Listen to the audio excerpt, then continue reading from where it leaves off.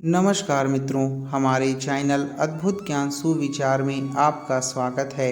रामदीन जो जीवन भर राम नाम जपता रहा, अब वो बूढ़ा हो गया था। वह बूढ़ा ही नहीं बल्कि इतना कमज़ोर हो चुका था कि अपनी जगह से बिना किसी सहारे के उठ भी नहीं पाता था।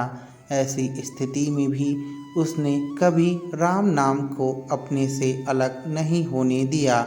वो पूरा दिन मन में राम नाम लेता रहता। राम नाम की वजह से उसे अपनी तकलीफ़ों को सहन करने की शक्ति मिलती। बूढ़े हो चुके रामदीन के दो बेटे थे जो उसे नित्य कर्म करने में मदद करते।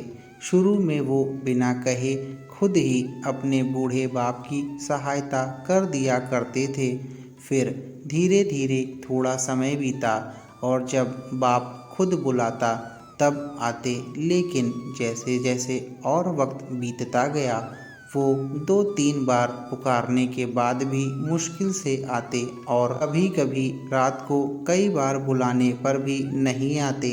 अब हालात ऐसे हो चले कि अक्सर बूढ़ा बाप बिस्तर गंदा कर दिया करता और जब तक उसके बेटों से सहायता न मिलती ऐसे ही गंदे बिस्तर में पड़ा रहता। उसके बच्चे गंदा बिस्तर साफ तो करते थे पर उसके साथ साथ अपने बूढ़े बाप को मारते भी थे और कहते कि ये मर भी नहीं जाता। अब बुढ़ापा और बढ़ता ही जा रहा था। उसकी नज़रें कमज़ोर हो चुकी थी। इतनी बदहाली में भी रामदीन ने राम नाम का साथ नहीं छोड़ा था। एक बार रामदीन को नित्य कर्म करना था। उसने अपने बेटे को आवाज़ लगाई और अगले ही पल किसी ने उसका हाथ बड़ी ही कोमलता से पकड़ा और उसे नित्य कर्म करवाकर उसके बिस्तर पर लिटा दिया। यह अब रोजाना होने लगा।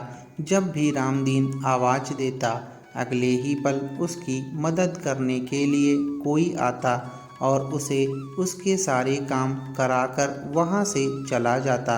रामदीन की नज़र कमज़ोर हो चुकी थी।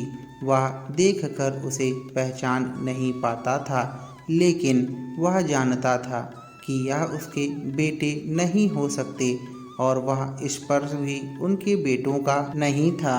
एक दिन जब रामदीन ने अपने नित्य क्रिया करने के लिए अपने बेटों से मदद मांगी तब अगले ही पल उसे फिर से वही मुलायम हाथ वाला स्पर्श महसूस हुआ। सारा काम खत्म करने के बाद बूढ़े आदमी ने उस व्यक्ति का हाथ पकड़ लिया और उससे पूछा, सच सच बताओ, आखिर तुम कौन हो? तुम मेरे बेटे तो नहीं हो सकते। बूढ़े के सवाल के साथ उसके कमरे में बहुत तेज रोशनी हुई और प्रभु ने अपने दिव्य स्वरूप में वहाँ दर्शन दिए। किसी भी वस्तु को बड़ी मुश्किल से देख पाने वाला रामदीन भगवान के दिव्य रूप को स्पष्ट रूप से देखने में समर्थ हो गया।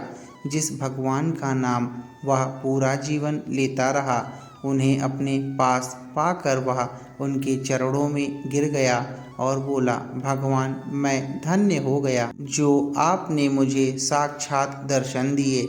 लेकिन भगवान, मैं बहुत शर्मिंदा हूँ क्योंकि मैंने आपसे मेरे नित्य कर्म करवाए और शायद इस वजह से मुझे नरक में भी जगह नहीं मिलेगी।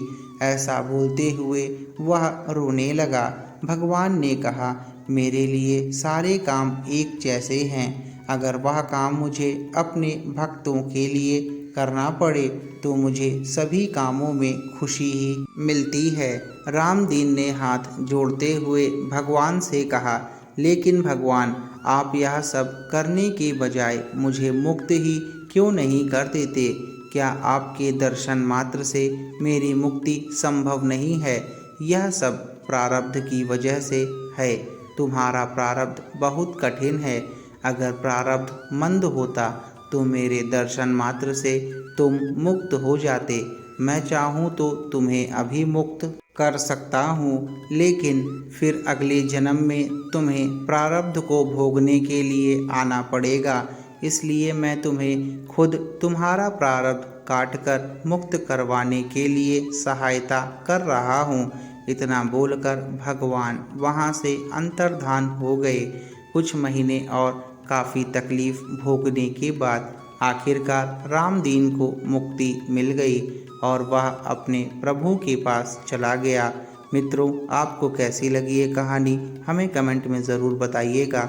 और अभी तक आपने हमारे चैनल अद्भुत ज्ञान सुविचार को सब्सक्राइब नहीं किया है तो सब्सक्राइब करें और बेल आइकन को दबाना ना भूलें।